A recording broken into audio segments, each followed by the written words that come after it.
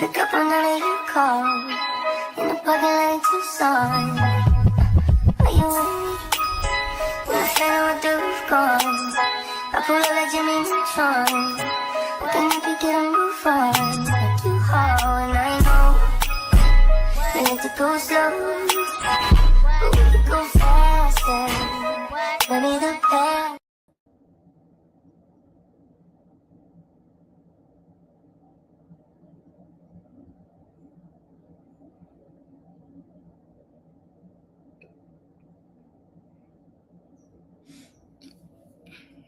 Good morning.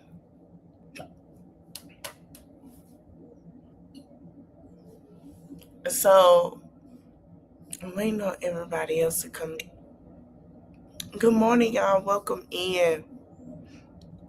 I don't have a picture of the other Belle Collective yet, but I'm just going to start with the original Belle Collective. I got the hiccups. I'm sorry, y'all.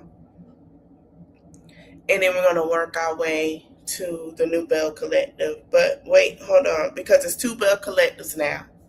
So you have Belle Collective, Birmingham,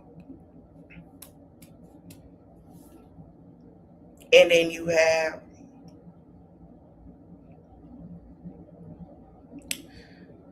Belle Collective, Birmingham is Stormy from 11 Marriage Huntsville. Hold on, you guys.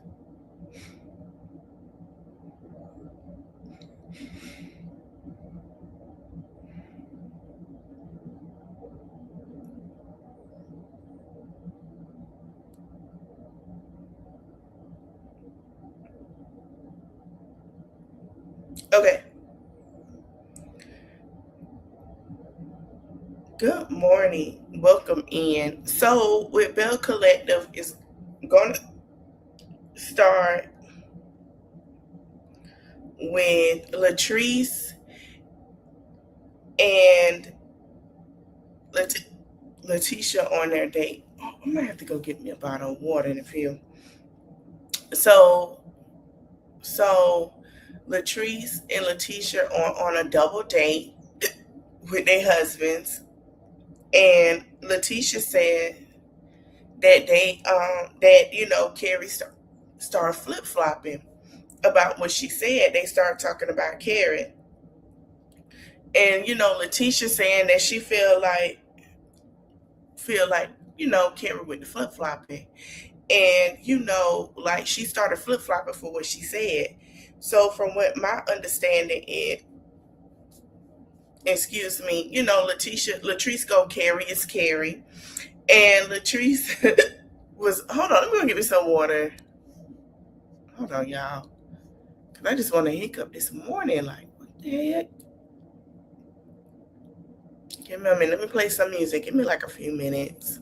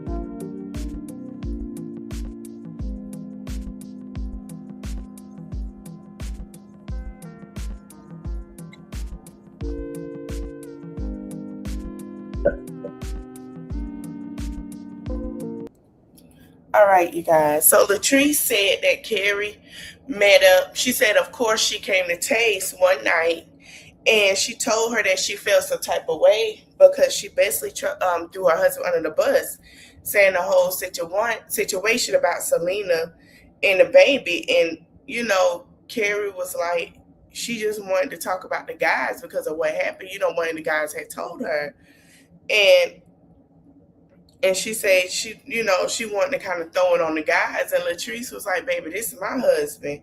Like, what you're not going to do is throw anything on that.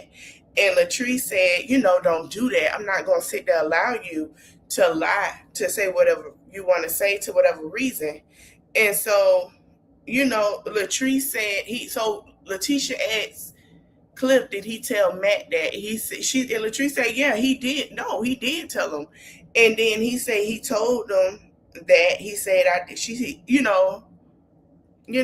Cliff said, I did. She did tell Matt that. She said he didn't update what's going on. He said what I told him. He said he ain't no Belle. He said don't put it on me. He said y'all the Bells, like basically saying even if I told that, don't say I said it. Just say it was brought to you or something, but don't put the husbands in it. And he say, so keep your, whatever going on between the Bells and not the men.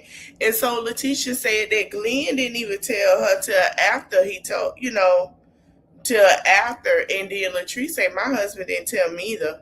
He said he told, from what understood is, Cliff told Matt and Glenn before they told their wives. Everybody did not tell their wives till after. So that's what happened, because it was about Selena and the baby situation. Selena and Mike baby situation. I don't think there is a baby. I really don't. But I know what they're talking about because it is on a blog page. I forgot who it is. I think it's G Reality. I don't know. But yeah, it's there. But I don't think it's true. So, Cliff say, he feel like a mountain on him. He's not gonna be like a mountain on a molehill because, he said that basically that, the Bell Collective do anything to cause chaos in their life. He said next time he just gonna keep it to himself. And after they had that conversation, what they did was they went on a double date to cook, right? Cook, make a meal or whatever together. And Letitia said it was amazing. They double date with the husband. Letitia and Latrice with their husbands, they did a cooking date where they made the food they made, and they said it was amazing. They had a good time. It was like a cooking class. And so, they said they had fun after that whole conversation. And, they say they want they love that the guys got it together. And Glenn said it was nice. And then Letitia asked, did he have any thoughts? And, and Latrice say, you might get you some, Glendale. And then, they say, baby, listen. So, and then, Letitia hugged Michelle and they had a good night. So then we went to Carrie, went to go talk to, Carrie and her husband went to talk to her mother about their business. And, about their business in, I think it Birmingham. And, he said, as he sat down here, Dad, as she sat down and said, oh, he told the mama, you got tater tots. And she said, I had to have my tater tots. And he said, your daughter is a complex. And she said, why? I know about my baby now. I know about And Carrie said, we're not going to argue about no man, about no seat. So Carrie sat on the inside and her husband, Matt, sat on the outside. And, they were saying, they were just having a conversation. And then Miss Nora said, let's think about what else is going on in your life. And, they were talking about the Birmingham location. And Carrie said she has it on the market and she has one potential buyer. They have it on the market. They have one potential buyer. So she owns Broken Spoons. She owns, I think, 2 or 3 different locations, if I'm not mistaken. I think it's 2 or 3. It's now 2. And sorry, y'all, I should have got me some coffee. I need some sleep. So she said that she think the buyer is not able to get the loan that he needs to be able to buy it. And so now it's just on the market. But she said as long as they stay on the market, they are bleeding, out of money. She said they have years to proper break her spoon. It's like 5 figures. And she about to cry to her mom. And she said the challenges that she's dealing with broken spoons is paramount. And it puts a lot into her influencer career. Like, that's what she's doing now on top of broken spoons is influencing, because that's what it is. She has broken spoons and then influencing, but because of the situation with broken spoons in Birmingham, it's an issue. And she says she still has to pour into the things that pays the bills. And Matt says it's inevitable. Like, it's like the chairs are 5 by 10, and no matter where you sit. And and Carrie says she trying to be Rose. She says she feel like she's Rose. She say she feel like she's sinking, and she trying to be Rose. She's trying to swim, like she's trying to just get things together so she don't have to sell it, but she might have to. And then her mom tells her that she might have to cut her losses. And Carrie said cutting a loss requires selling the store, but they don't have that many interested buyers, and it's a waiting period. And Matt asked how long did she have to wait? It's a waiting period. And Matt asked how long she has to wait. And Carrie said there is no fact of, there's no limit to how much she like to wait, because she would love to bring a buyer in. Because if they don't bring a buyer in, they just have to shut it down altogether. So if they don't get somebody to buy it and nobody's interested in it, they have to shut the whole business down. People lose jobs, they lose money, and stuff like that. So if they get a buyer, the people get to keep the jobs, and at least what they were trying to profit off of, they make back. And she said does it always go that way? It doesn't. And then Lenora said, and Miss Lenora answered, she said she got to make up her mind, because she's gonna have to figure it out. And then Max asked, what's the next step? And Carrie said the next step is just to cut the losses. She just has to say that. He asked, how do we do that? And she said it's most likely that we have to close the doors and be done with it. And he asked, when do we do that? Are we going to be left with a bill? And she said she's not trying to be left with no bill. And Lenore said that bill is better than that bill is paying for food and all of that stuff than what you have to pay. And then Carrie said, we have 20 people working for us. I don't want them to have to lose their jobs. And man, Matt said he respect that, but businesses come and go every day. He said long as these doors are open, the more the debt is going to pile up. Then the situation is going to affect the kids. And Eleanor said that's right. And Carrie started crying. She said she's doing it for the kids. And he said, you're not doing that. And Carrie said, do you think I want to have 5 jobs? And Matt said Carrie, and he said Carrie. She was like, Carrie's like, she's doing it by herself. And then doing it, she's doing what she can, especially when it comes to the business. And Matt said at some point you have to know when enough is enough. And then Noah said the kids, Miss Noah said the kids gonna be all right, baby. And Carrie started crying, y'all. She about to cry. She said, she telling them her confession. She was like, mind your business, because I'm minding the business that pays me, and y'all need to mind your business. And she's saying that's the energy that she keeping for herself. She said, how about we focus on the fact that I have these other 2 bustling, thriving restaurants. She said she got her social media that is thriving. And she said that she's not going to continue crying over spilled milk. And Miss Owen there say, her and Matt talking, and she say it's going past her head. And Carrie says she understands, but she can't do it on her own. Like, she need the help. She asked if anybody want to buy it, and Miss Eleanor said, she said, buy it, you want to buy it? And Miss Erin said, hell no, I don't want to buy it. She said she in her retirement. And Matt said, you have the luxury of it being on you because you don't have to worry about paying no bills because you got a husband that take care of you. And she said, yes, but all the reserve money, the stack up money that I bring is not stacking. And he said, by not making this decision, it's starting to feel kind of selfish of you. And Miss Honora said she got to make a decision by today. So then we go to Latrice, and she confronts Cliff. And she said that one of the things that she cannot forgive Cliff for was, that they're going on with life.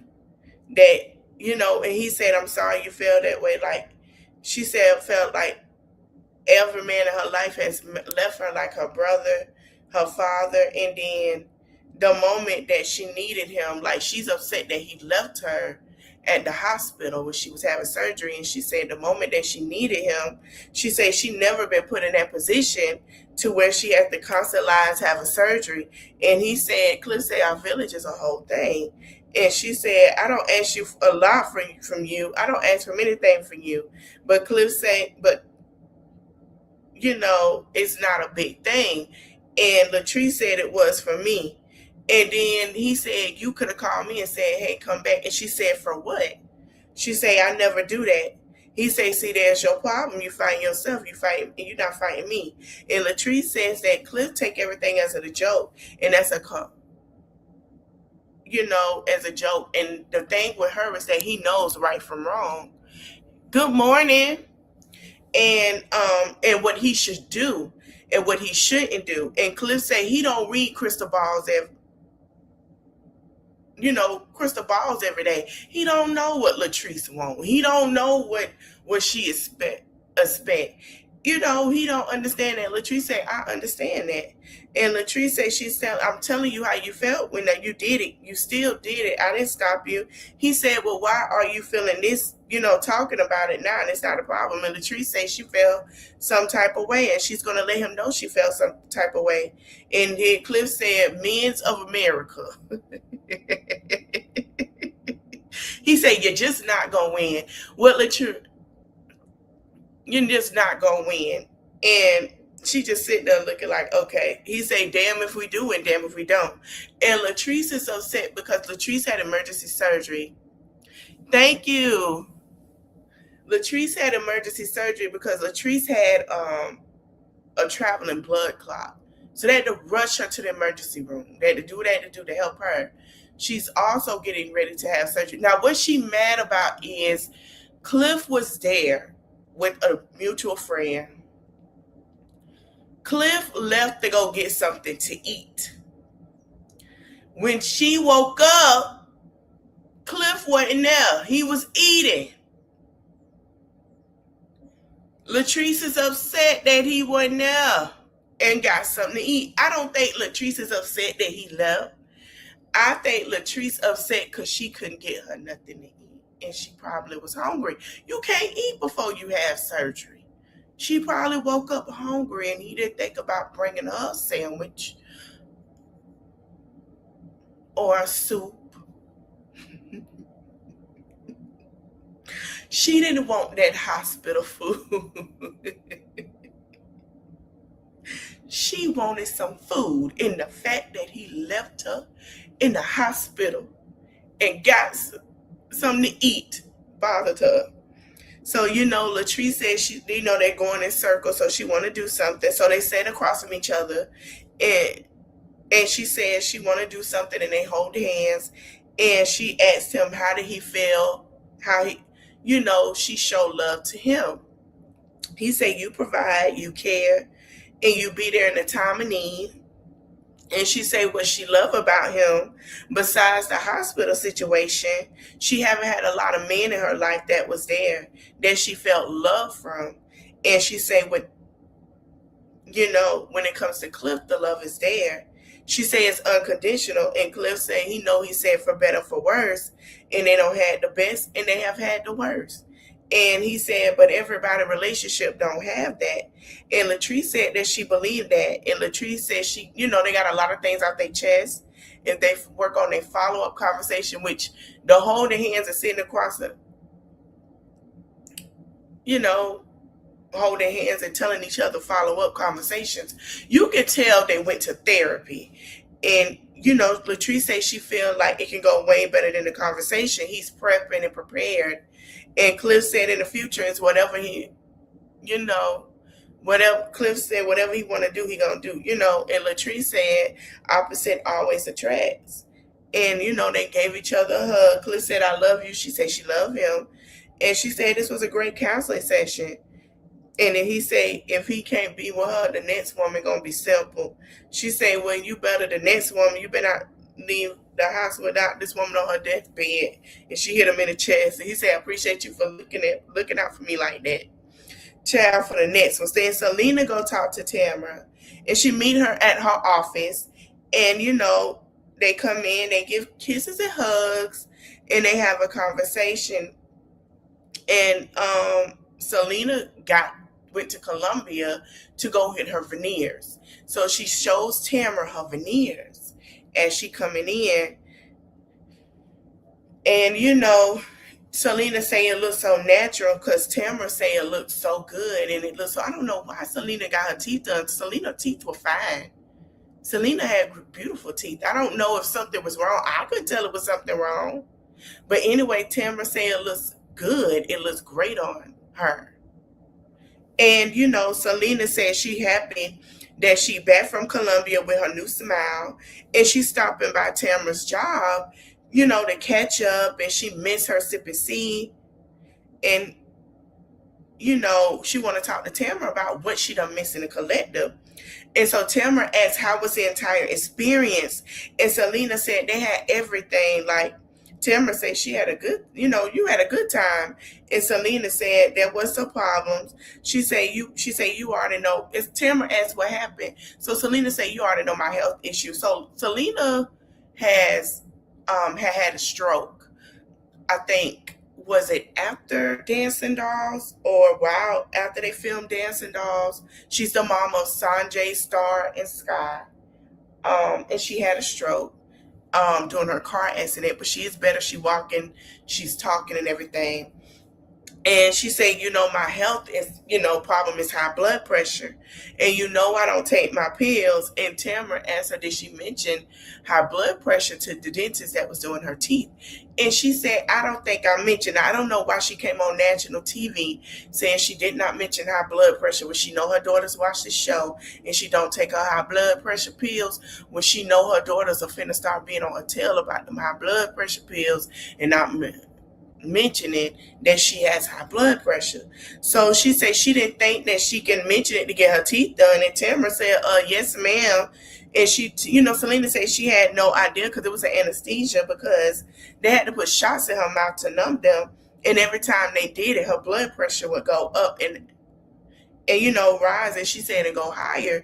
And they was like, we don't want you to have a heart attack. So they was like, try to come back in the morning. And, now she know that she get anything that she needs to tell about everything. And, Selena said it's definitely a wake-up call when it comes to her health. She want to be here for Sanjay when have her baby. And it's so much that she has to see. And she's not ready to go yet. Sanjay is not pregnant yet. Okay? Sanjay is still single. Sky and Star have children. Sanjay is still single, still doing her thing. She's not pregnant. All right? That I know of. Okay? So Tamara says she's glad that she is okay, and that's very scary for her to go through, for some new teeth. So Tamara say on a lighter note, she say you did miss some things. She said so she had a sip and see at the museum, and Selena said that sounded cute, and Tamara said it was really cute. It was revealing Tamara, and she started her parents, her grandparents, when she was a baby, and then at the end. She said London, her daughter, was the finale, like she's saying they never met her, and she had the sparklers, a little smoke. She had her on her little car, her little sunglasses in her little car. And they showed a clip of it. She said her biggest accomplishment was her daughter's baby. She had her fur coat on, honey. And then, she said it was great. And then Selena said, what did they have to say? And that you went down memory lane of your life. And Tamara say, oh, Letitia say, oh, we finally get the UC more open. She said, y'all know more about me than I ever known about y'all. And Tamara say, you want some transparency? Everybody need to be transparent, not just me, everybody. And then they said they had a talk afterwards. And they said, one, they talked about moving forward and the rumors. And it's always, it's people that's outside of the group bringing rumors. And with Tisha friend, Tamara friend, like literally, she don't know this girl. But then let's be clear, that's how, Letitia felt about Latrice's friend when she came in about Glenn. That she knew her, but dang, you ain't have to bring it to her, And so Tamara says she didn't even know Shantae, and that was the very first time sitting down with her. Now, from what I understand, Shantae say no, baby, and I'm gonna pull him up. Shantae said no. I been knew you. We met before the show. So the lies that you saying because Shantae seen it, she said the lies that you telling that we never met. It's crazy. I met you before the show. We've met. We know each other. You have been to events where I was at. That's what she said. And we do want to send our prayers to Tamara. Tamara lost her friend. So she has, lost her friend. So Tamara said that, that Selena say Shantae, and Tamara say, you bringing me some mess. And, they showed how Shantae was bringing mess about people was saying about the rumors. And, people felt, wanting to see who the person looked like. And so it was a picture showed this stuff in a clip. So Tamara say, so how are we to move forward if we're listening to all these different rumors, and who continue to bring rumors to their friends? And so Tamara say it's a lot of outside noise, and, a lot of outside noise. So Tamara says she never heard so many rumors about herself in her life. And then until she joined the friend group. And Selena say she's thinking about the same thing. And then we get an introduction to Stormy. Now Stormy is walking in looking cute to Taste. And Latrice and Cliff is sitting down. Now remind you, we will be talking about Southern Belle. Hold on, let me get my picture, y'all. Southern Belle, Birmingham. If you guys don't know, Stormy is from Love and Marriage Huntsville, Birmingham cast, and she's now a Belle. She's part of the cast onto this new show that we're getting ready to talk about. Now, Latrice and Cliff is introducing her, which I found crazy because I would have thought it would be Letitia and Glenn because they're friends as well. But when I thought about it more, Latrice and Stormy are more better friends than Letitia and Stormy. Letitia and Letitia off Love and Marriage Huntsville are best friends, but Stormy and Latrice are best of friends. So Stormy was chosen to be led in for her show for Latrice. So we get a introduction of Stormy coming back to TV on Belle Collective, right? So Latrice is happy to see her. She say, hello, you look so cute. And Latrice say she's meeting her girl Stormy today. They've been the best of friends for over 10 years, 12 plus years. She said she did hair. Latrice sells hair, and they linked together. And she said they met on from there.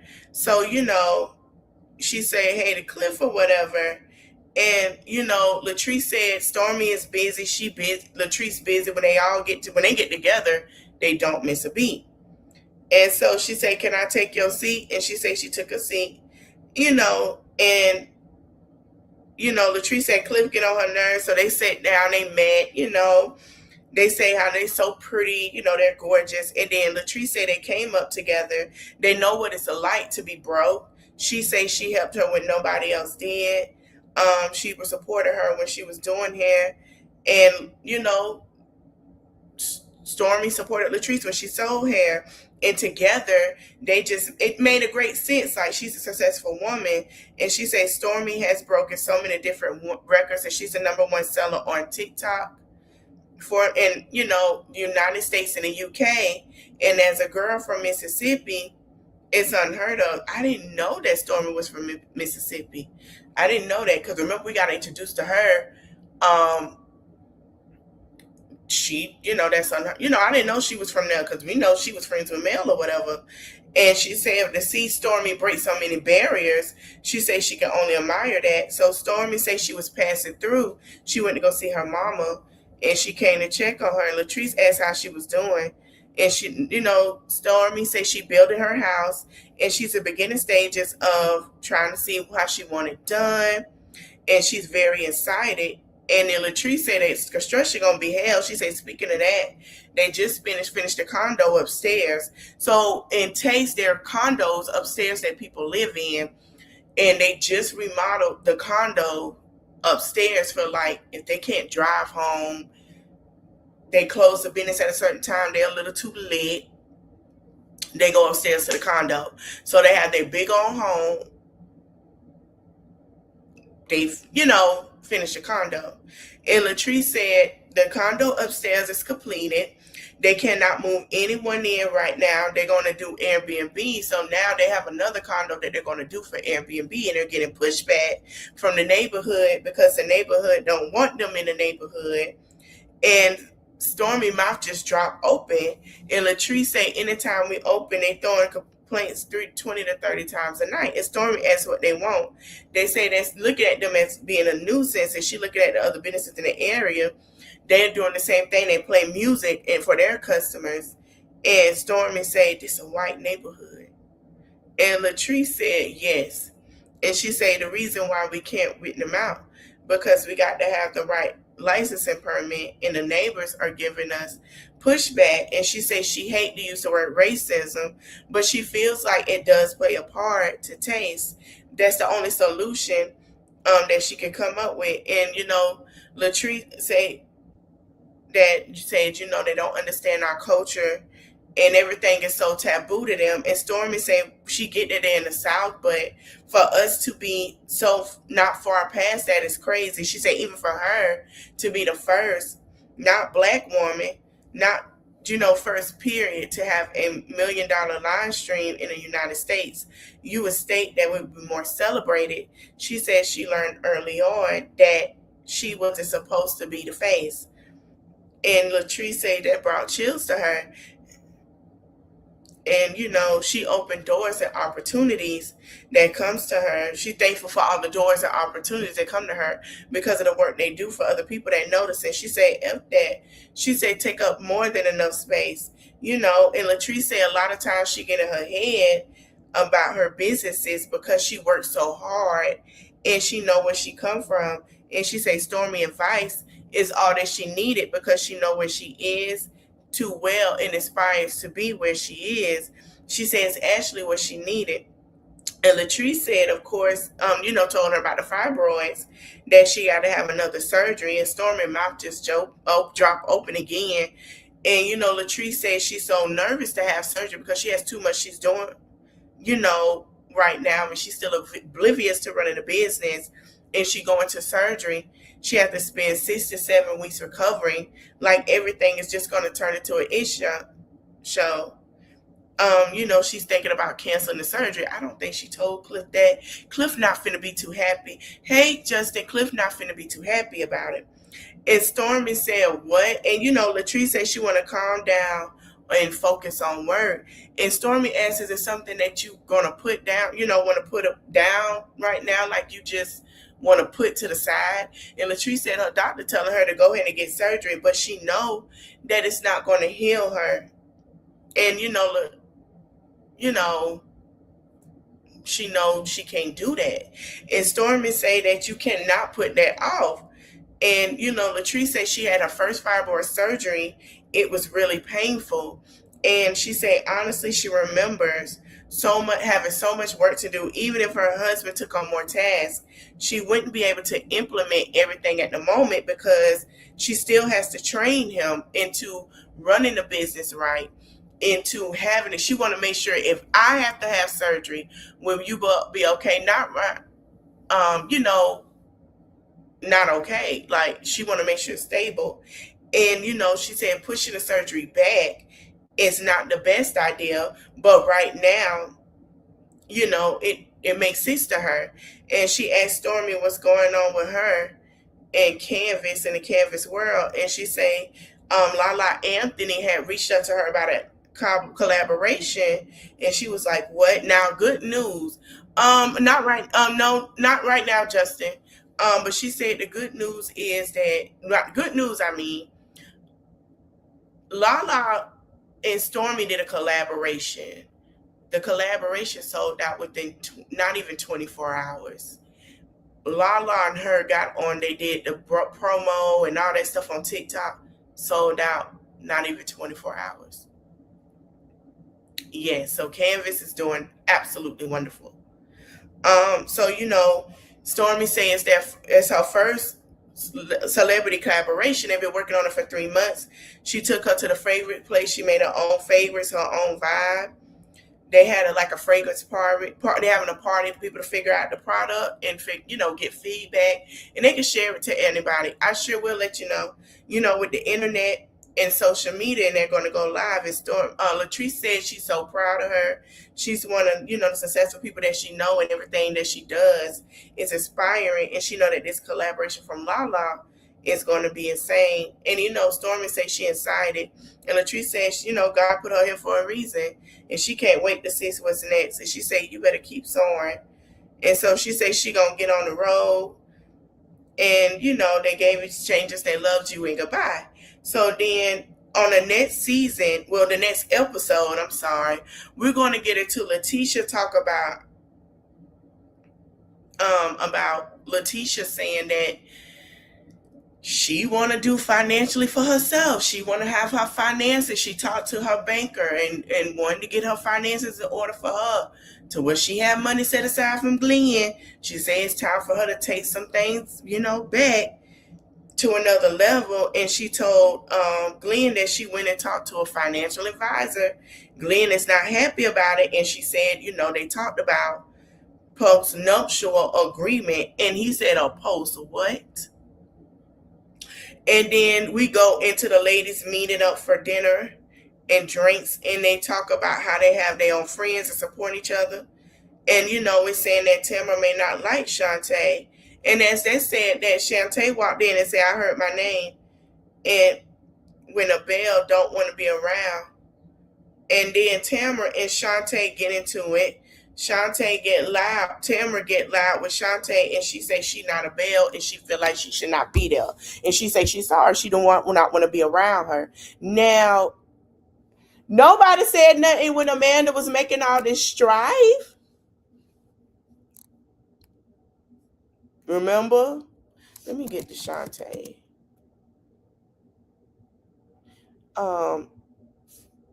Shantae was talking. Let me see.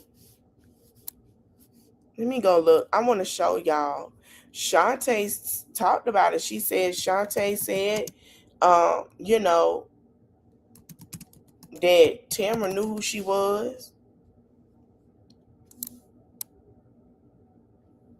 Let me see if I can find it, child. She said Shantae, and Shantae say she know me.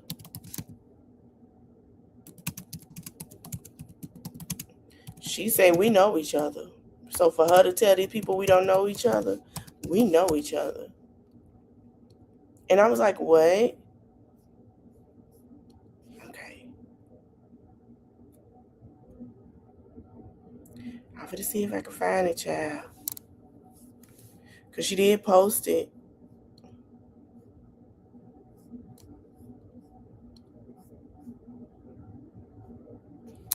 Child, this is a mess.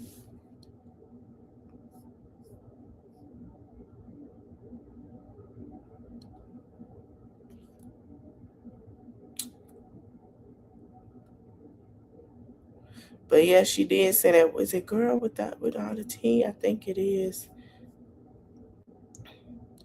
Hold on, y'all.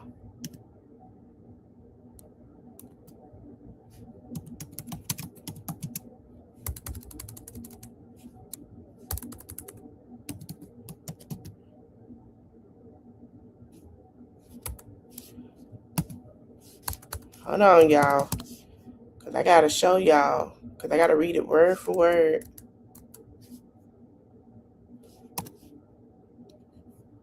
Because it's on here. Somebody got it.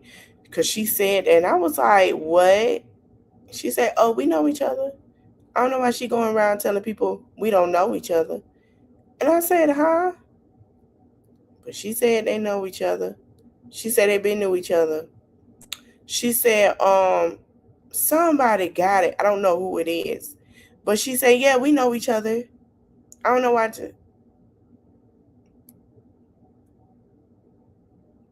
I think it was like a post and delete.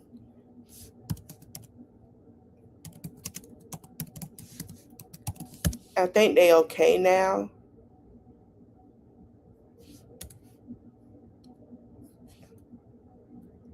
Before we get into Birmingham. But yeah, it was said that basically that they know each other. You know, don't act like we don't know each other. So yeah, that was the thing. Hold on, y'all.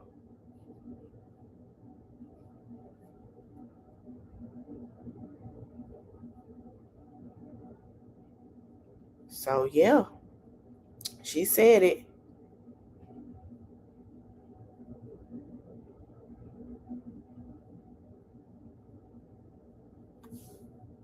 Hold on, y'all. Before we get into Birmingham, let me move my little my thing for live to later because this gonna take a little longer.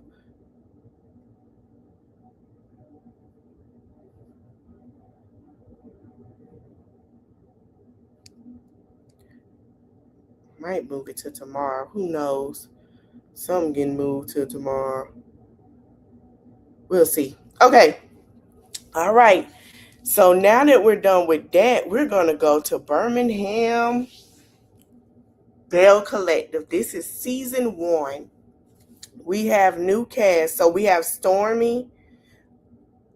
And we're gonna show Stormy, and we're gonna talk about I'm gonna introduce you guys to all the new cast, and all the new ladies. Now Stormy is part of the show. She was on Love and Marriage Huntsville. So we're gonna talk about it. So Stormy is in her office, opening up a package, and she talked to a distributor about the quality of the perfume box that she has with Lala Anthony. So she's going through, and it has Lala on it, and it's the pictures of the shape of what the canvas are going to be. And as she's looking through it, her friend asked what happened, and she said, "What She was like, "Oh," she said, "What's going to happen?" I know, right? I'm excited. And so she talked to Mike, and she said she hated it. It's horrible. She said that the inside of what holds the camera, she said that's how the perfume, that's how I do. She said we're gonna be for real. So she didn't like it because the part that holds it in, if you flip it over, the products fall out with it. She doesn't like that. She said that's not even half. Her friends say that's not halfway up to your standard. She said I could look at that and tell it's not rigid. Rigid. She was like, this costs a lot of money, and she said that's the benchmark. She said, can you give me that box over there? She said this is not the same thing.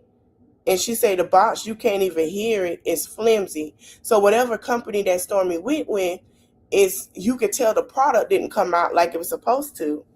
And now they have to go back and get it fixed because there's some stuff that is showing that it's going to get worn what she said the corners aren't reasonable. They feel like they can easily break. Stormy wants it to be presentable so you can sit it up, and have it like a little, you know, ooh, this is my perfume, girl. It's in a little cute little box. Because what she's doing is she's sending it out to people, to PRs and stuff first, like, just to have people promote it. So she's sending it to like influencers and stuff so people can go and buy it. And it's not, the quality is not great. She say a photo box is fine, but with you up close and comparing to their work, the details aren't in detailing. And so she called him and say the stuff is falling out the box. The foam is falling in the box. She say the box is 1,000% bad. She don't know what to do. So she threw the box in her confessional. And her friend Mikey say we can't have, her distributor say the person she worked that worked, her creative director, say we can't have our big collab like this. It can't go like that. And so she's on the chat with Michael and say they got the perfume box. And she said, yeah, she said the quality is not, good, because the foam that she has in the little ones, in her original ones, are very hard. She say the foam that she has in the new one, the collab, easily fall out and soft. It's not the right foam. And she said that she thought that what she was paying for. She said that type of quality. And the creative director say he feels like that is the highlight of, all the time. And so in the launch that they pushed back for months is making it worse. He said it got to be some kind of workaround. And, the strip, you say the person wasn't there. She say they spent, Stormy said we spent $60,000. That wasn't even a budget for this. She said we could have got this for overseas for the fraction of the cost that we could have a budget. She said more than a budget. And she said, Michael, when on the final balance be available? And he said the 23rd. Now, the live TikTok event with Lala is January 30th. It was January 9th when they filmed this. And now he's saying that the boxes won't arrive till February 3rd. She's thinking it's okay, January, January 23rd. Like I just thought, baby, no, it's February 23rd. February 23rd. She said a February? That's like a whole almost month. And she said the line is the 30th. She said, how many will we have in hand by the 30th?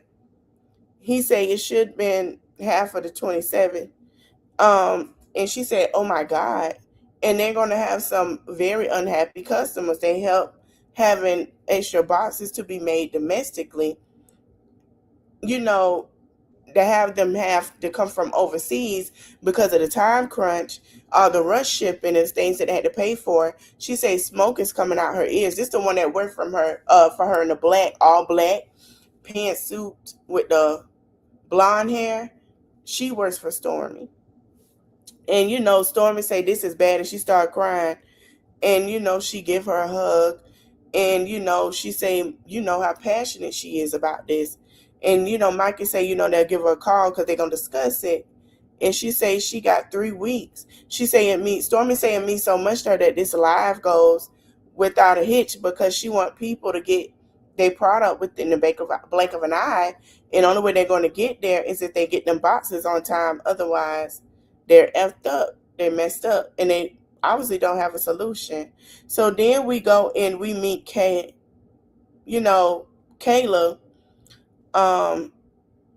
who works on a farm. She's feeding horses, and she's talking to Stormy about her transition. And she asks, Stormy asks, how did they get to the point of where they are? And she said it was in a couple of years in the making. So Kayla, about her divorce, and she said it's been a transition for sure, a transition for sure. And she said that, basically, honestly, it was a couple years in the making, that she was 17 when she met him and he was 32. And Stormy eyes got big, like, what? And she was like, yeah, they are in, I think, Alabama. That is legalized. That's legal in Alabama. A 13-year-old man can date and marry a 17-year-old. And, you know, you know, Kayla found who she is without being a young girl. And so Kayla started laughing. And Kayla said she left her ex when she was working at Hooters. And, she was a hostess.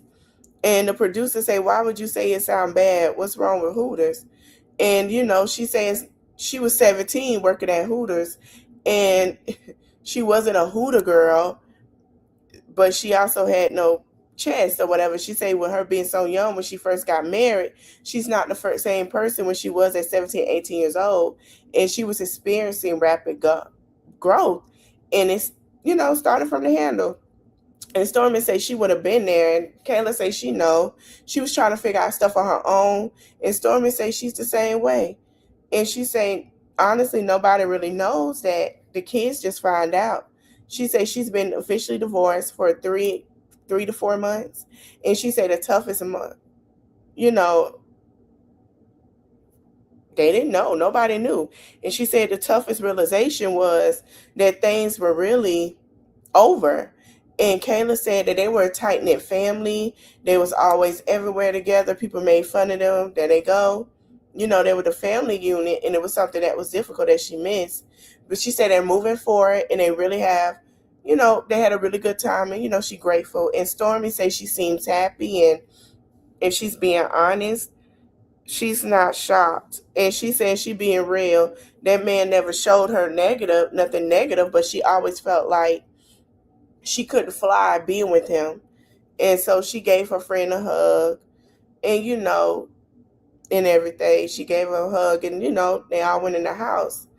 But yeah, Kayla, we meet Kayla feeding her horses, honey. Then we go and meet Fanumi. Okay, hold on. She got a lot of names. Emanuela, we're going to call her Emanuela. She is Nigerian. That's the one right there with the black hair. I could tell she Nigerian with the style, the hair, the makeup. They Nigerians on point. They're going to let you know they have money. Money. She say, she's a stylist in Birmingham, Alabama. She say she has a business that she built up close to 400,000. Follows to 400,000. She builds. I know her. She builds. She's from TikTok. I didn't know she stayed in Alabama. She built her whole thing with TikTok. She literally, like, if y'all see her, you know who I'm talking about. She on TikTok. She do with hair, style, all that stuff. She even go live and put her makeup on. So, so then we go and meet her family. Her and her husband are cooking, and she try to teach him to make egusi.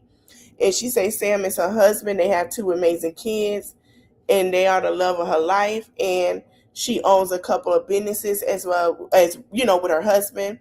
Then he partners a law firm in Alabama. He's one of the hardworking men that she never ever met. And, course of her being his wife, they're going to the top.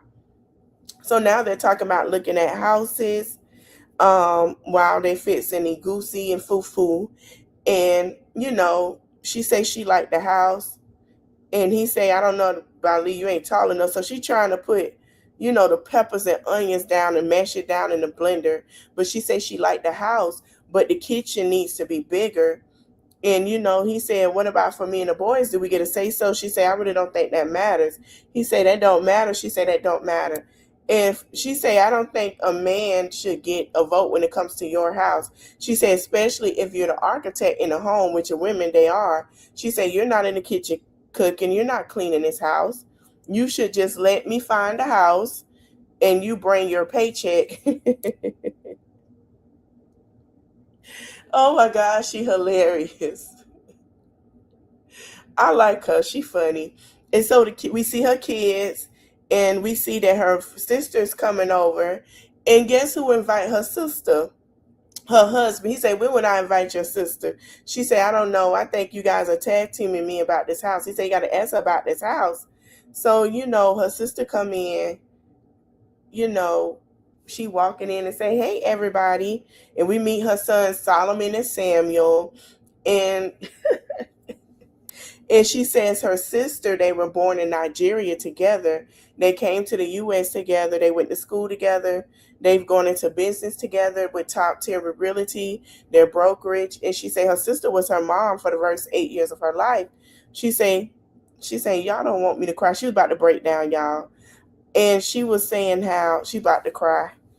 And her sister was her mom. And then, she was about to cry on camera. And then they went and moved on to say what they were talking. The sister said, "What y'all talking about?" And Sam, as she's putting, and she cooking the food, I think it's pepper soup or something like that she making with it. Sam said we was talking about buying the house. And he said, when she feel like she should choose the house. And she say, "Oh," and he said, "Yeah, where the money gonna come from?" And she said, "How do you make it work?" And he said she has no idea. And they start laughing. She said, "I do Top Tier with you. I do the brokerage." She said, "I help him with his firm." And his sister say, her sister say, "I understand all that." And she said, "I have so many things." And she take care of the kids. And she said, the kids say, "Do you guys want to move?" They say no. And she said, "Oh, you like this house?" And they say they love the house. The kids say they don't want another house. They say that, she asked, "Do you guys want a house with a backyard so you can go outside and play football?" And they say, "We got a backyard right here. That's fine." Baby, anybody tag teaming her and tag teaming them, the adults is the kids. Because they're like, "We don't want to leave our home."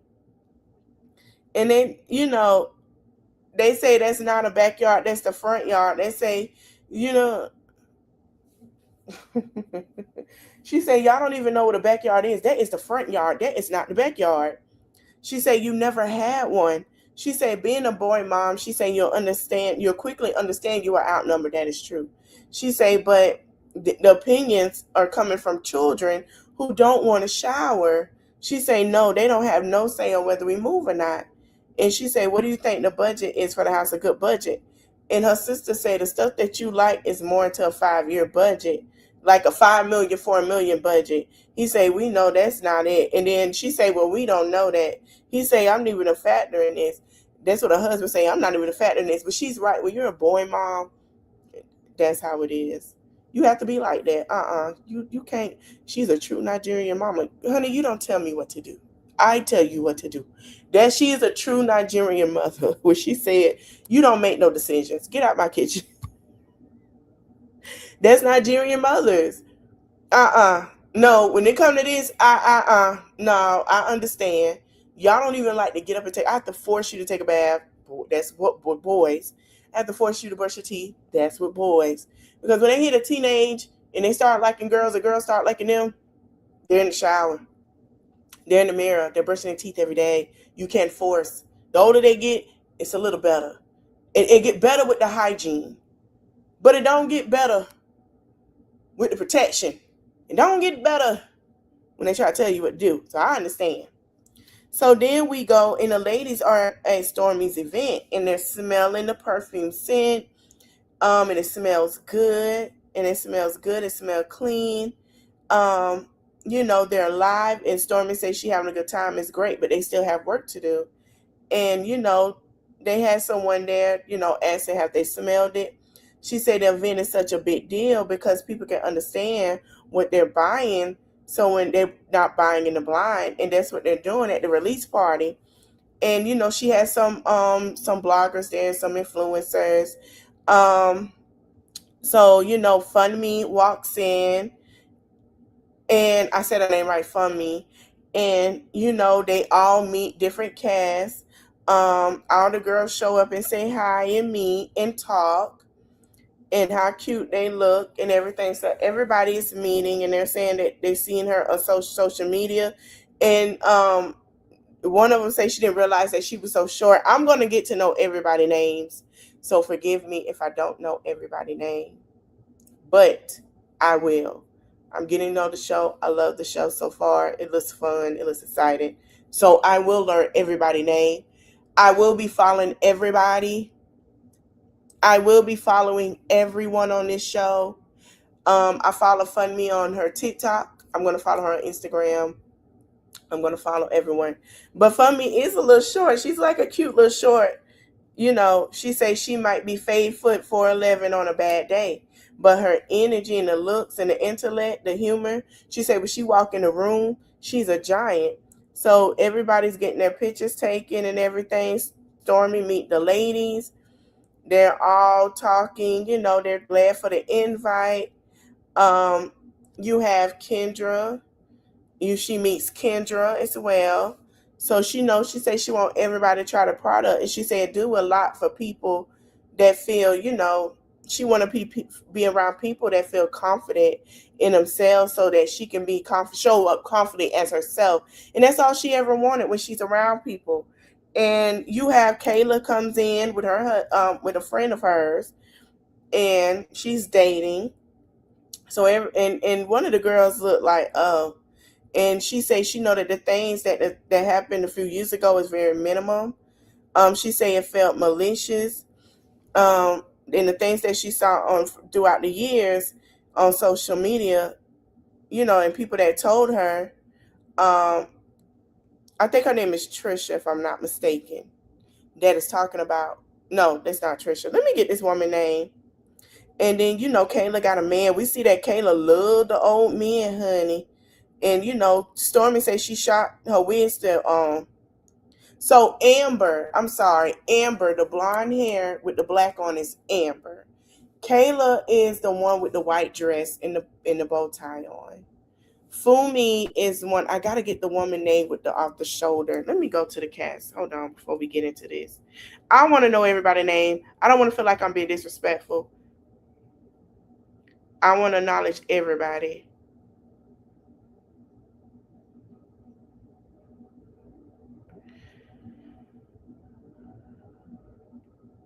Okay?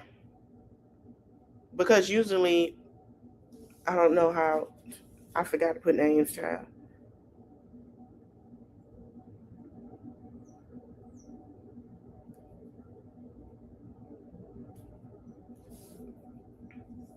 So we have Stormy, Amber, Tiffany, Fumi, and Tiffany. So Tiffany is there. And so as we see Kayla walks in with an older man, Kayla love her some older men. I'm starting to see Kayla love her a nice sugar, salt, and pepper. Tiffany's the one with the off the shoulder dress. So I'm gonna say that, hey CC, like she love her a nice little salt and pepper man, honey. Like he got he with a top hat. She love them type of men, child. I don't blame Kayla. I'm sorry. I get with an older too, older than my husband. He look like somebody granddad or uncle. Stormy say he's older, and she say she just don't want her to be going back to what she's familiar with versus truly going forward. So they get ready. They got the DJ. Everybody starting the partying, having a good time, and we have Destiny and there, and Destiny say, "Come in, baby, you my baby," which I'm surprised that Destiny and Stormy have gotten much closer, because when we first saw them on the show, they did not get along. They gave each other embrace. They said that each other is fine. They look good, and they having fun. And she told Destiny and Trish, "Thank you for coming." And she said it's a short drive, and she's glad that they came. So you know Kayla's looking at the options of stuff, and she says she don't know the names. Amber's sitting there looking like, you know, looking at stuff. Amber and Kayla knew each other. Amber mean, I'm not, she says, I'm not crazy. I met her before. I know I didn't know she was clueless. I have no idea that the sad same things keep happening. She say every time she acts completely clueless. So she's standing there getting her drink, and she has her back turned to Kayla. Like they're in the same proximity. They're not going to speak. So, it's a pre-release party. Everybody's talking. They sit down and talk. And Fun Me is talking to the mayor of is talking to the mayor, and she said she was going to her husband's first court case, and she was sitting back like, honey, She said that he's an attorney, but she said you cannot look like FYI, and she looked good. And she said she went to New York Fashion Week 7 months pregnant by herself. And she said she go home a lot, and they have a travel agency, and they take people back to Ghana and Nigeria. And Stormy said, please take me. And she said, you know I will. You know, Tiffany's sitting here looking like, oh, okay. You know, she ain't saying nothing. Listen, for me, I didn't know this travel agency. I want to go to Ghana for Dirty December. Ghana or Nigeria for Dirty December. I need to know what the plan is, because you know we in a lot of mess right now. I would love to go in December. So you know, Fun Me and them, they were talking, you know, and Tiffany said Fumi could definitely have a conversation and she could talk. And she said she shared her bestie with her, she guessed. And she said, let's celebrate Stormy while we're here. She said, you know, she was talking, and Fumi started having a whole different conversation about the products. And she said that is beautiful. And Tiffany was like, okay, girl. So as they're everybody's, you know, talking and everything. Stormy go sit by Amber. And they say they're glad everybody's having a good time. And then, you know, she see the situation between her and Kayla was going on. And Amber say she didn't speak. But Amber, you didn't speak either, no shame. And Stormy say, so you feel like it maybe still some awkwardness. And Amber say she didn't speak, so I guess it is some awkwardness. And Stormy say, do you mind if I bring her over? She say, I don't mind. And she said, okay. She say, so Stormy say, this issue's crazy. So, you know, Stormy say, Kayla, come with me. She say, she'll know what the F they got going on, but it shouldn't linger and it could be resolved immediately. So Stormy sit down with the girl, you know, we ain't having this. So Stormy sit them down and say, you know, she feel like everybody cool and how they know each other, you know. She was like, yeah, we need to talk. So Caleb smiling like, okay. And Amber say she was telling her when she came in, telling Stormy that when they came in and she didn't speak, she said that she had seen anything awkward going on. And Amber saying it was like an obvious awkwardness, and the step looked over. And Kayla sitting here looking like she don't remember that. Like she like, what? I don't remember that. And Stormy say, oh, Jesus. She say, what's happening right now? Like, this party is amazing. Like, these group of women from Birmingham, they're a vibe. But she say it's so much that she got to do, and she can't be dealing with this extra ish. So that, you know, Stormy look confused. So then we go into a preview of what the season gonna bring. So it look like the girls are having fun, popping champagne on the bus. They showing this season, honey, a luxury bus, They having fun. You know, Amber say, you know, Stormy tell them, you know, it's a little fun. They having fun. Nobody fighting. They're bonding. But then it crashed into people were arguing a little bit about Funmi telling Tiffany she didn't get an invite. And she says it's something and probably why you didn't get an invite.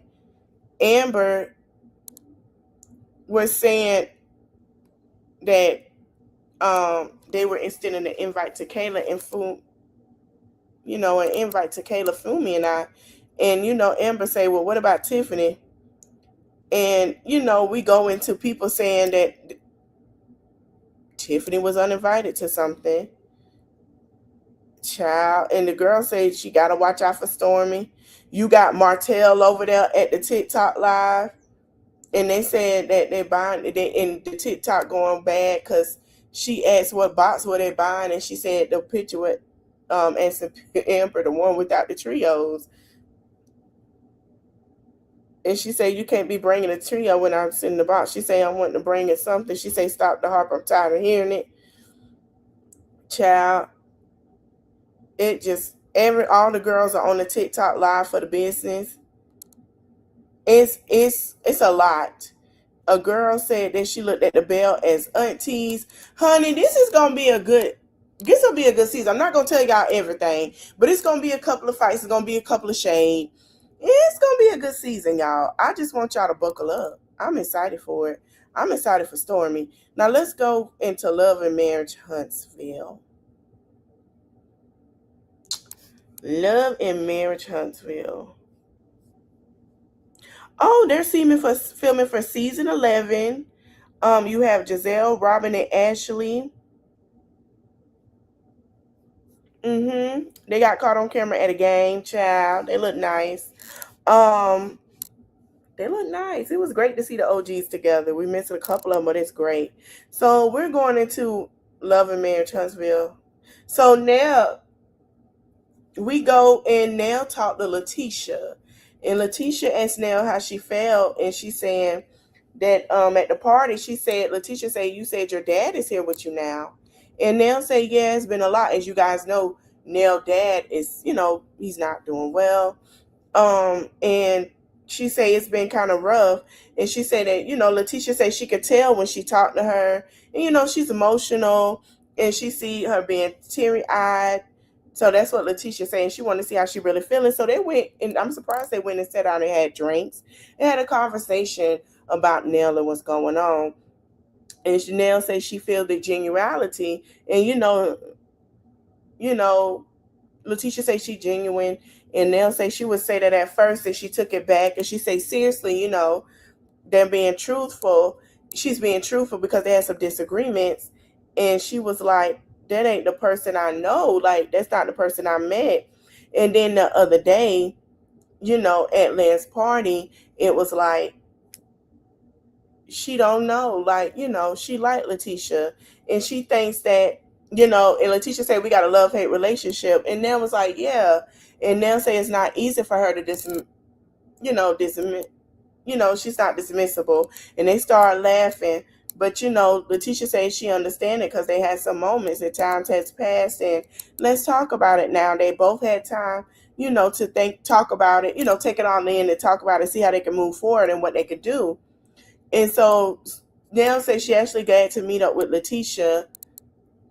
They had a good thing, a time that things starting to go downhill with them. She said, but to see Letitia trying to mend things with her and being very supportive of her, she stated that, now we know we're going through a lot. What can I do to show up for you? And she said she felt, that was very kind of her to do. And Letitia said at the party, she was asking how can she be there for her. And, she really, well, she don't trust, honestly. And, Nell say trust is earned, and she's a firm believer of that. And Letitia say trust comes with that being, building and being there with a person and spending time with that person and spending time together so they can build a trust. You can't trust nobody you don't spend time with because you don't know a person. And she said she said she would think about it after the 80s party, and that's what really hit her. And she said she feel like in relationship, you're going to have your ups and downs, period. It's how you move forward during the time, to strengthen the relationship. And Nell said that's true. And Nell said at the 80s party, they know they had been at Oz, and her mom really hit her below the belt, and she could see the look on her face like, Mom, like, you going too far. And they showed a clip about Letitia mom and Nell going against each other about how to act, and how to act a certain way, and it was about to go blow to blow in a way about their mothers and their feelings about the mothers of the situation because they both lost their mom. And Nell say she went too far, and Nell say she wanted to thank her for that because she didn't have to do that, but that's her mother. And Letitia say, I appreciate you for noticing that. She say, I don't know if she meant it the way that it came out, but it did come out that way. And she say what comes up comes out, and that's why she has to keep a tight hold of her mom. Hey, mysterious eyes, but she's around her. And Nell say, she love her mom, and she say, I know y'all both have a book heart. Y'all both the firecrackers, and for me, if you hit below the belt, it's hard to come back. It's a lot.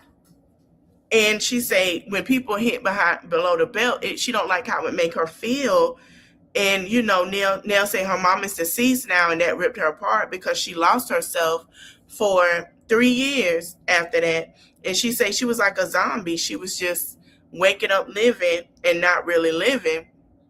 And Letitia said she could appreciate her point of view with the situation with her and her mom, and she can understand her having her guard up. And Letitia said she's starting to realize that Nell has a lot going on, and she is grieving the loss of her mother, and maybe, she's thinking that she can be a lot more understanding to Nell.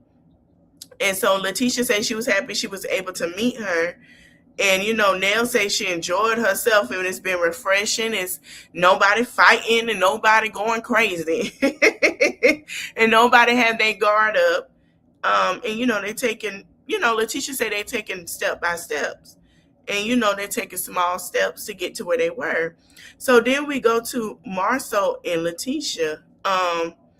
And how Marceau said everybody in the friend group is kind of, moving forward, like life is changing. And Letitia said life is changing for a lot of us. And they asked, and he say, so you talking about Ken and Trish? And she say, I don't know what's going on with Ken and Trish. And Marceau say Ken seems to have an excuse for everything that Trish does. And he said Trent goes on Lance's page, and Letitia started laughing and say, oh, you brought that up. And he said, yeah, I heard about that. And Letitia said, let me tell you at the party. She said, I can't remember who brought it up. And they say with Trish, she was giving Lance like the heart eyes. And then it was like the licking emoji. And she was like, what? And Marshall was like, that wasn't a licking emoji. She said it was a licking emoji because she said it was by mistake. She said I was pressing her heart and this just happened into it. And she was like, why didn't you just delete it? She said she tried to delete it, but it was too late. But she said it wasn't a big deal. It was just something to laugh about. And, and Marceau said it did seem as inappropriate. And, Letitia said it seemed like she was trying to get with him. Then she told Nell, and she said they cousins. But she said after what numbers, it don't matter. And in Alabama, it don't matter after certain numbers. She ain't lying. Letitia ain't lying. And we seen in Alabama that no matter the age of certain numbers, like it's just Alabama. And so Letitia started laughing, and Letitia and Marceau asked, "Are you cool with Nell?" She said, "I think we cool." And they had a good conversation. And Marceau said that'll last about 2 to 3 days. And she said we'll see. It was a good moment. They had a good moment. And she said Nell has a lot going on, like. Even at the party, she was getting teary-eyed, and she was like, is she okay? And she got up and left at one point. She was talking about her family, and then what's going on with Chris and the whole license situation. And Marceau say, I don't know, but I know the Muzz is transparent about everybody's business but theirs. Damn. And Letitia was like, what? And then, Marceau say, he came up there to sit down and talk about business. And they were wondering about his business. And he said, you're going through this. And if we're talking about business, we're not volunteering information. You're getting all up in my stuff. And you act like you got it all together. And they took a clip back into 2024 when they was trying to do partnership. And Chris was like, give me a little more about, what you, they were going into more about partnering together. And they, there was Kimmy making statements, which is Kimmy still making statements 2 years later, about something not being finished. And, that Marceau don't finish projects. And then Marceau say, you're sitting inside my project. People wearing my finished projects. They drape my finished projects. They, he said they live in his finished projects. They eat in his finished projects. I'm like, okay, Marceau, they eat the food that he projected or whatever made. He say some of the things that sound good is just not true. And then Marceau, they got some stuff out there that if they're going into business that he need to know. And he say hearing about Chris losing his license is a little concern, and hearing it through the grapevine is a lot more concerning because he knows Chris and Nell, and they're very transparent. And they're very transparent and honest people. So them losing their license and not telling someone is they're trying to find it themselves. And he said he's sure that license is going to turn up somewhere. And Marceau said whether he's innocent or guilty or misunderstanding or whatever the situation may be, we don't know the truth yet. He said those are the questions he need to answer to, and he's going to ask them. And Letitia said, listen, she think it's fine that Marceau going to check in with Chris. She don't think it's a problem. And she say, honestly, she feel like this right here would be a test because her said that they're going to stay out of the guy's business. So if it goes left, they're going to see if her and Nell can hold up to their end of the bargain. And he said, let's just ask them. And Letitia say, let's just ask them. And she said, well, I agree. What we would want was someone to do to us, to ask us. And they agreed to ask. And Letitia's going to stay out of it. So then we go to Marcel and Chris. He meets up at Chris' business. Good afternoon, Lisa. And he meets up with them to talk. So Marcel talked to Christian person about his real estate license. So they said, let's go talk in the office. He said, you got the office? He said, we getting it together. We getting it finalized and finished up. And Marcel, we've been working the little small projects that he has to get done, and the ones that he's paying for and not that he's getting paid for. And the other ones that he's getting paid for are priority. The ones that he paying for are not priority, because he got to get the ones that he getting paid for to get done first, and then he'll go into the other ones. So, that Chris say, they will get finished eventually, and they're going to make it sooner or later. He say, he's showing them where it's going to be the conference room, and showing offices with different real estate license and the glass futures that they have and what he like, and they're ready to finish up. And he said Marcel said he can't quite finish the office. He got to have a finish. He can't quite finish it before it finishes. He said, and Chris said, I thought this was Tisha's office. And Marcel said his office, no, her office is next door. He said, y'all just gonna make a whole closet. He said he got the office out there rented out. So they gotta get out of that one. And then he said, Marcel said, he started having a conversation with Chris. And he said, I guess there's no easy way to have a conversation and say this. He said, but Tisha told me about when we heard what was going on.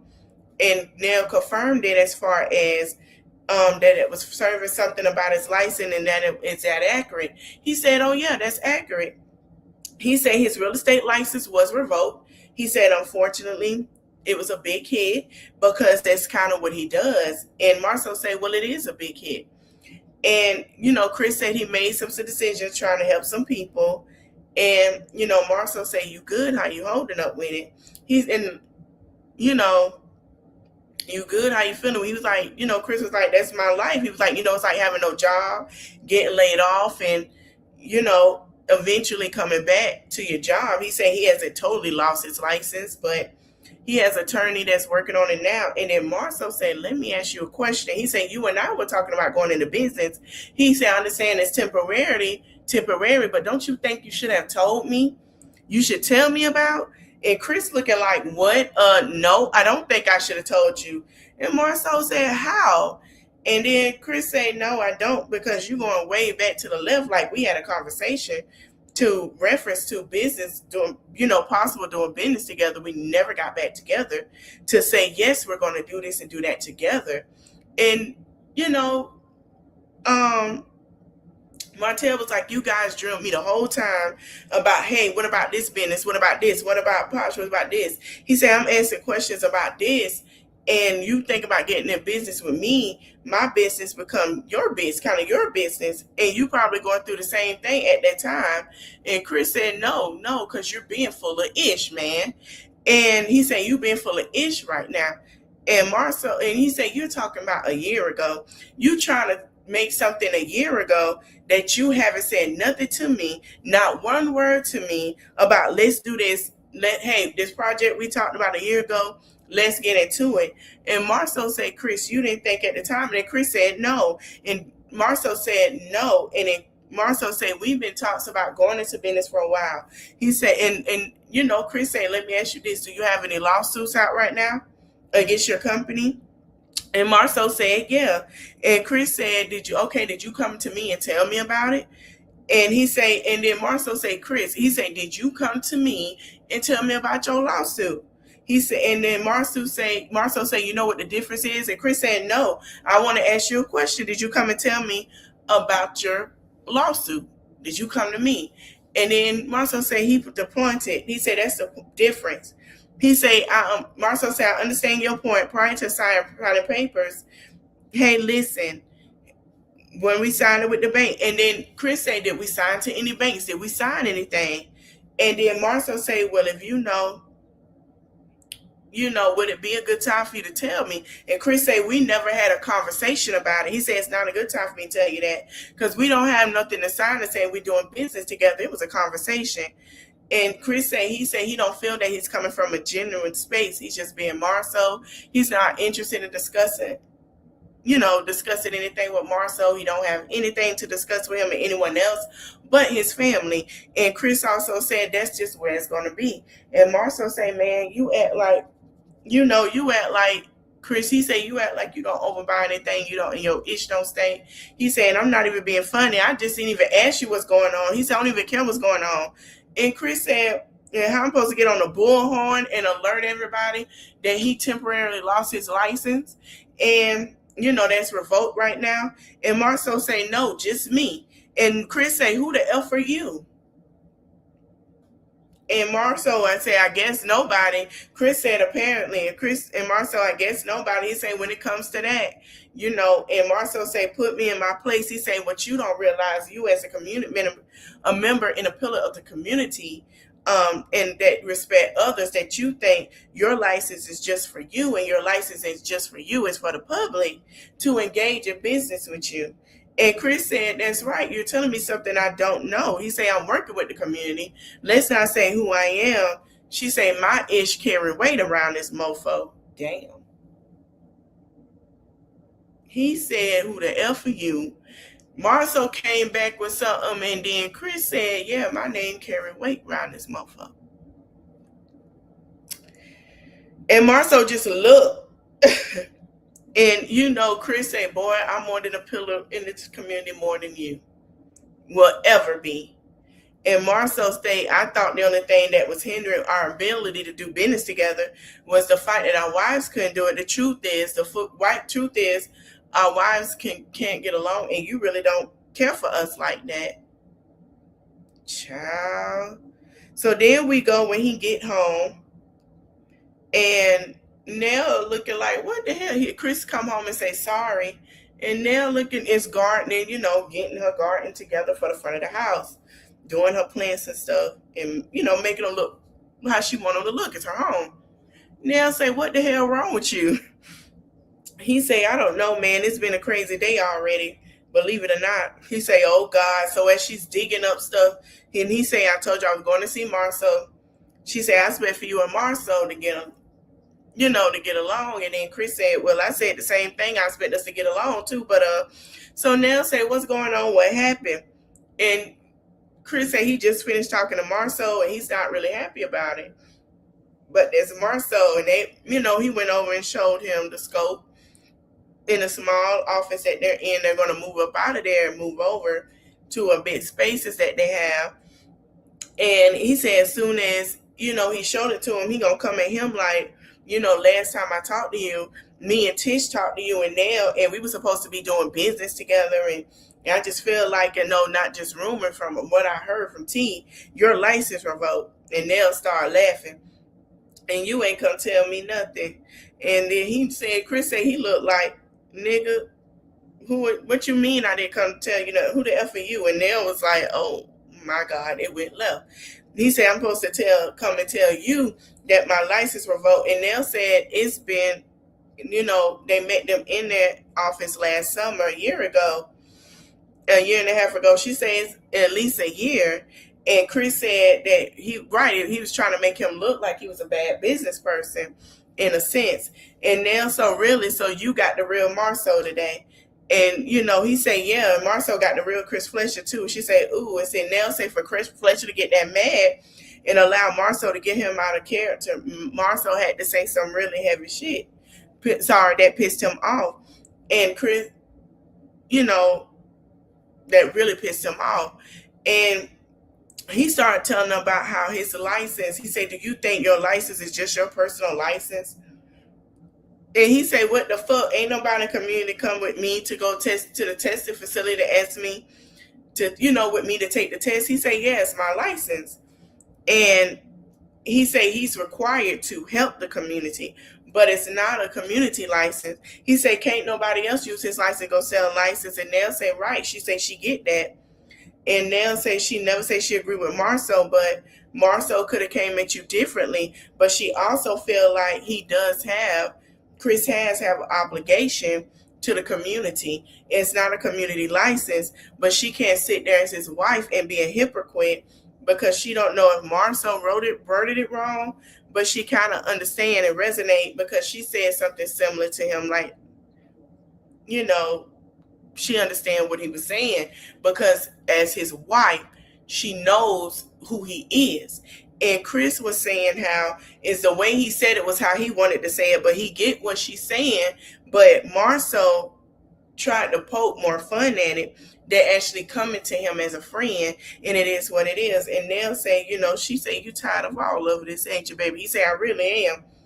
And he said he don't mess with people. He don't deal with nobody. He don't get nobody business. For me to see him do that is weird because remember when we talked about his daughter when she did her YouTube, she said her daddy is not the type to get mad. Her daddy is not the type to fly off the handle unless you really, really piss him off. And her daddy is, if you really, really piss him off, he'll go there. Just like Nell say, he ain't the type. And we've seen Chris. Chris really don't go off like that. And Chris said he just tired like of everything. He said he human, he made a mistake, and it's gonna be rectified. And he said, let's not make a big deal out of my situation. Allow me and my family to handle it and get it corrected and move forward. And they'll say, oh my God. She said, this ain't good, this ain't good. And they'll say she just got into a good space with Letitia, and now they're cool. And Marceau and Fletcher done got into it. So really, she don't know how, the same thing Tisha said. They don't know how it's going to affect, but I guess it's a test to their relationship. And they just have to wait and see how it plays out. And so Nell say, I argue with the wife, me and her kind of in a good space. And Chris said that's what he told him, so leave it there. And Nell say all ish. And now here y'all go, y'all effing it up. And so then we go into Maurice and Marceau. So they're walking around the property that they're building. And they're, what they're going to get done. They're still building. Marceau and Letitia are still building their home. They're about done. They have the windows and stuff, so they getting a lot of stuff done. And residential home different from commercial. And Maurice asked, what's the time frame? And Marcel say, hopefully we have this thing wrapped up by this time this year. And he, Maurice say it looks beautiful. It looks like he spent some more time here, and more time than thought, which he has been there. I know it's been a little hard with stuff going on with building. So it's going to take a little longer to have the house built because of what's going on with the economy. Not only that, trading and stuff like that. Like most of our lumber and metal does not come from here. Okay. So imagine you have to ship certain stuff in, and it's going to take a little longer than you expected, and we understand that. So that's why he said sometime next summer or spring. So I can't wait next summer. I can't wait to see the finished product on the home that they have. But yeah, sometime next summer it should be finished. So Maurice said everything. Hold on. So Maurice said everything been taking a lot time than what you've been thinking. And, Marceau say, yeah, he said things in life take time. He said sometimes it's underestimated. It's about the end result. I don't know why this is a conversation with them. I know Kimmy upset that ain't finished. But, girl,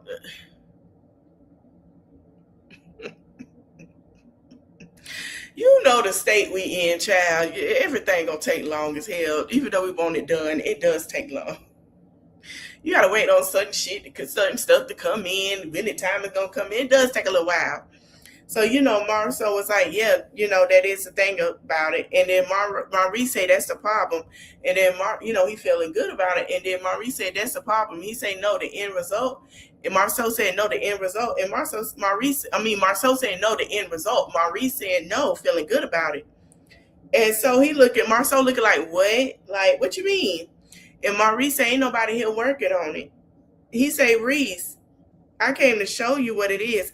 He say, nobody's working on it. And it's like 6, 7, almost 8 o'clock, and it's getting dark as hell at night. He talking about ain't nobody working on it.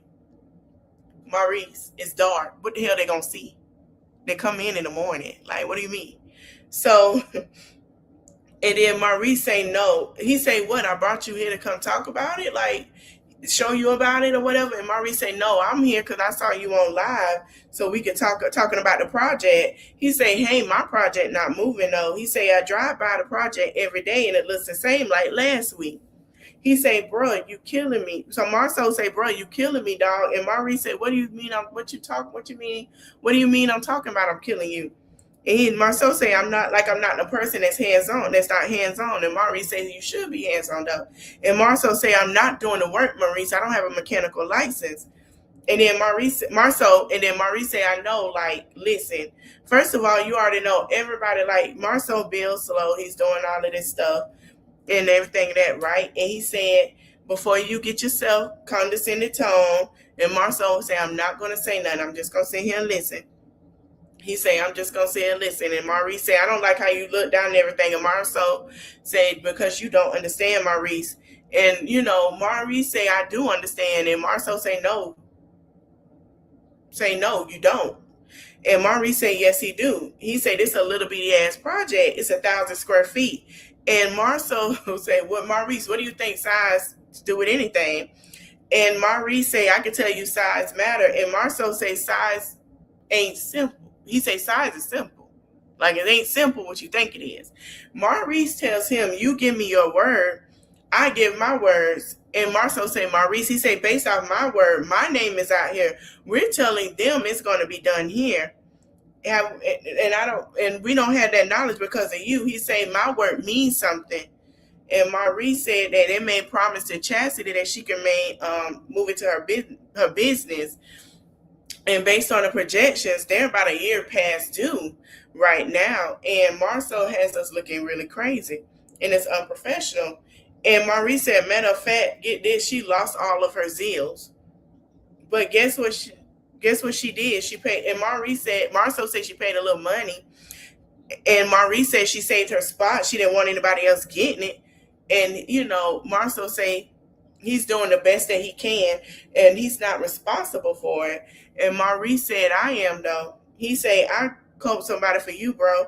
And Marceau say, you think I'm just coming up with this stuff? And Maurice say, no, I don't think you coming up with stuff, but I do think you making excuses.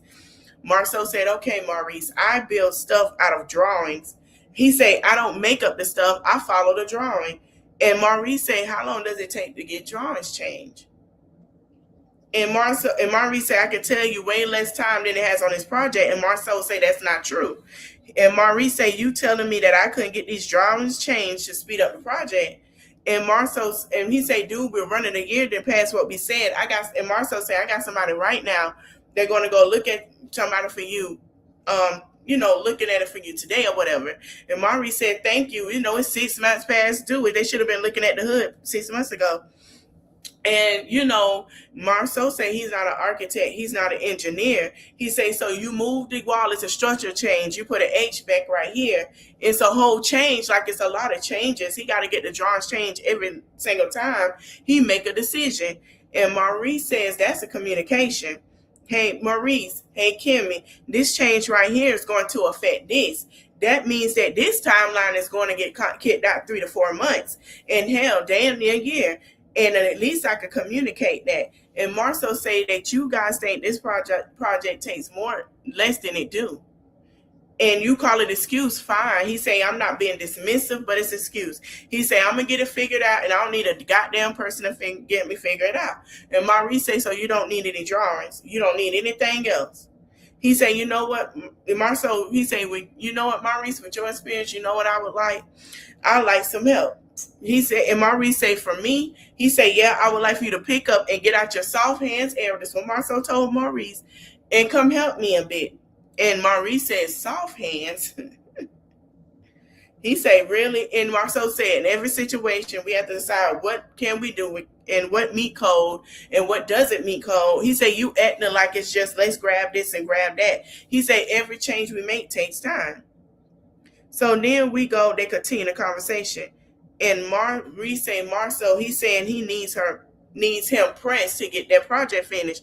Marceau said, what makes you think I'm not? And Maurice said, I know when you're motivated. And if this wasn't a family situation, do you think I'll be having a conversation with you? And Marceau looking like, well, And Maurice said, you know how to know motivate people to get stuff done. So Marcel looking like, I know, I know my little, I know you're not coming at me like this. So he said, I'm not even gonna do this with you, Maurice. And then Maurice said, is that not fair? You know, is that's not fair? And then Marcel said, what you saying? If this not a family thing, then what are you saying?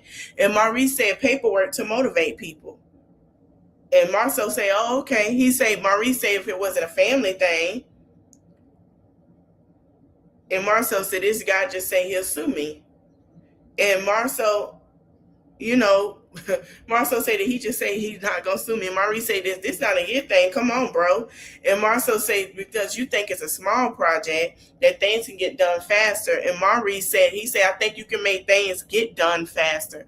Marcel said I can't do that. Maurice said yes you can. He said Marcel said I can't at this stage. Maurice said you absolutely can.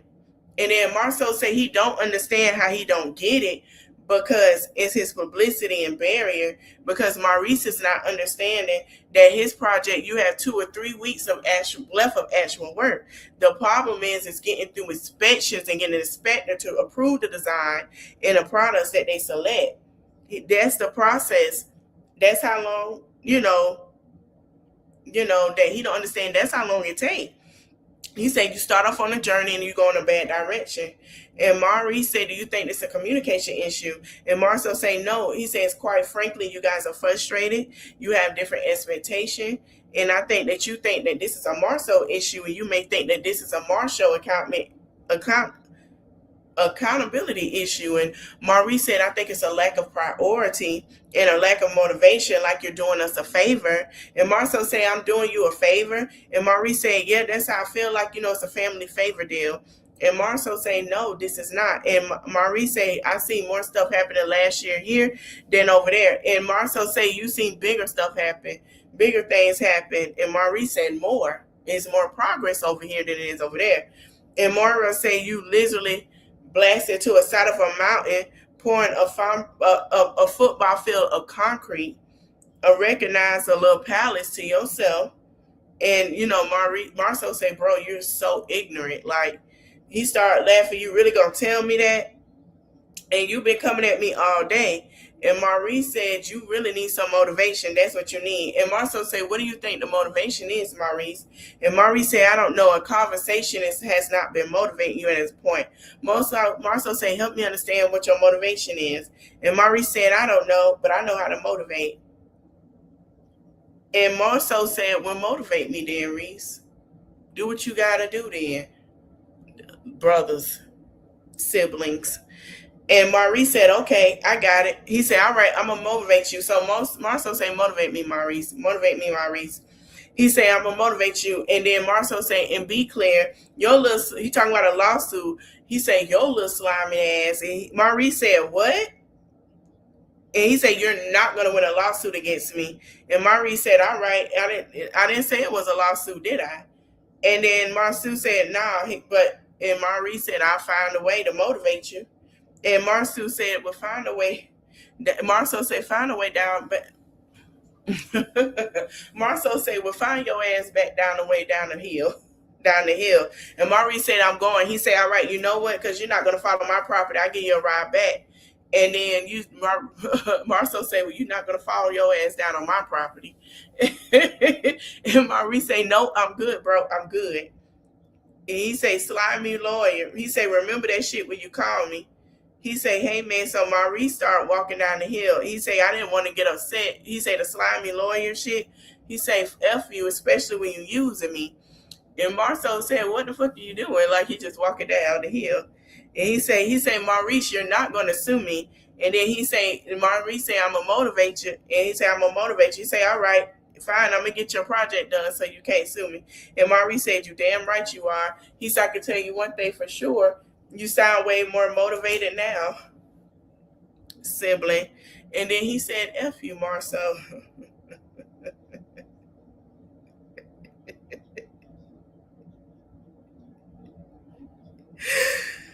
Oh my God, this sibling argument is crazy. Like, well, you hit me. So what? I hit you. You hit me first. All right, I'm going to go tell. I'm gonna tell you, I bet you get in trouble. I bet that's what it sounds. You could tell that's what they used to do when they were younger. I bet you get in trouble first. I bet you get in trouble first. And I'm gonna tell them how you ate mama Snicker bar when she wasn't looking.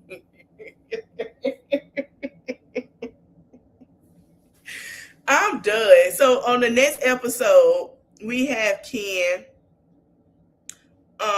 having a conversation and people coming back telling people things. Tisha and Marcel go golfing.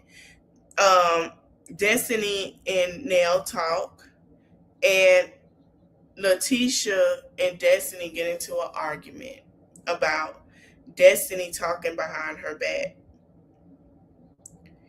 So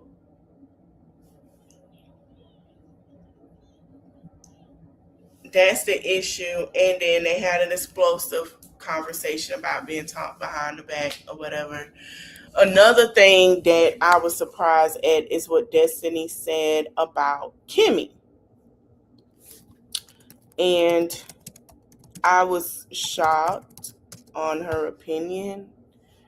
I feel like it's some issues going on with the situation with Tish, and somehow the situation now involves Kimmy. So I found this when I couldn't find Shantae them. Anyway, Kimmy used to say, so Destiny said that Kimmy used to be real on the show, and she decides to call it out how it is.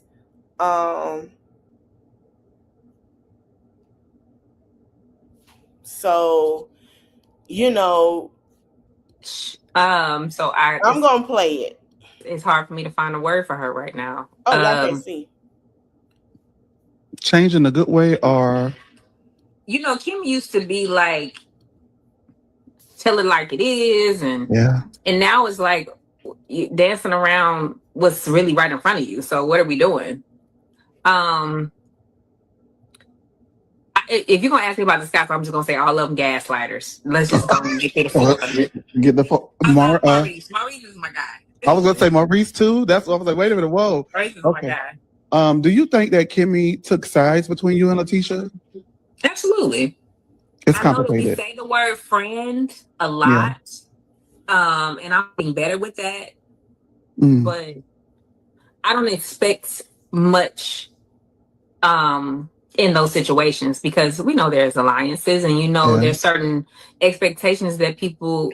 Kimmy's changed so much, it's hard in that core group of 4 they have of each other, and I mean, even if it make you look crazy to support that person, then that's what it is, and I see that. So I really don't have a feeling about it one way or the other, to be honest. And that core group of 4 they have of each other, and I mean, even if it make you look crazy to support that person, then that's what it is, and I see that. So I really don't have a feeling about it one way or the other, to be honest. And that core group of 4 they have of each other, and I mean, even if it make you, if it's reality TV, it has to be on a reality run. All right. So she basically said, hey, listen, she's changed. Let me see if I can find it with Shantae. That she has changed, and that basically, things have changed with the situation. That Kimmy has changed. And I feel like what Kimmy went through made her change. I feel like, to me, that's just what it is. The reason I say that is because, let's be honest, Kimmy went through something that she had to heal from, right? And the things that had, she went through or whatever. Hold on, let me send this to myself for tonight. And I feel like, we all know that she had the breast cancer and things of that nature, and she healed from that. And I think she just changed. I see the change too. Like, she don't take no mess, but it's a different approach now. It's not what we thought it was. It's just a different approach. And I think people just have to respect that. And I'm gonna respect that. And she has a different way of looking at things now. So that's just, to me, that's what it is. Before I go, let me see if I can find it, because we will be coming back tonight. Drew Sadora did make a statement, and we're going to talk about that statement post her divorce and about her losing temporary custody of her children as well in this situation. We're going to talk about it. I'm trying to find the one with Shantae. I don't think nobody got that one in the story, but a couple people. But yeah, we're going to discuss that. I want to thank you guys for watching. I will see you guys soon in the next one. Let me see what time this one is. Oh, she banned from all social media, look like. Let me look on Instagram, because we finna get into Miss Thing about these lies.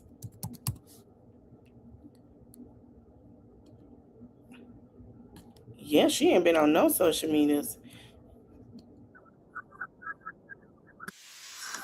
Child.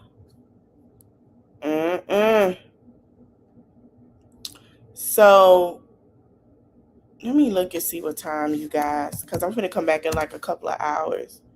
Because I scheduled it for 3:30. Okay, I'm gonna reschedule it back for 1:45. So I can get that out the way. So tonight I can relax, get ready for Real Housewives of Atlanta. I'm gonna try not to be too long on this live with Olivia today. But yes, 1:45 on my main channel.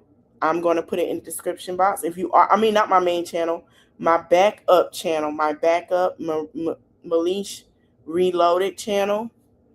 Let me show you this channel. So you guys can go to this channel at 1:45. I'm going to try to be done at least by 3 o'clock. Okay, this is my channel. It was supposed to be a blog channel, but things turned how it turned it. We're going to talk about Olivia today. We're going to talk about some of the lies in the Rage Baiting Live that's deleted. And then I will come back at 9:30 my time, and we're going to talk about Real Housewives of Atlanta recap, give everybody a chance to get themselves together and relax. We will be talking about that tonight. So I want to thank you guys for watching. Don't forget to like, comment, share, subscribe, and make sure you subscribe to the Malish Marie Reloaded. If you need any information on that, it's on my community wall. So I will see you guys in the next one. I want to thank you guys for watching. Get ready for Real Housewives of Atlanta tonight, because we got a lot to discuss. And when it comes to Drew, we have a lot to talk about. Thank you guys for watching. Don't forget to like, comment, share, subscribe. I'll see you in the next one. Bye.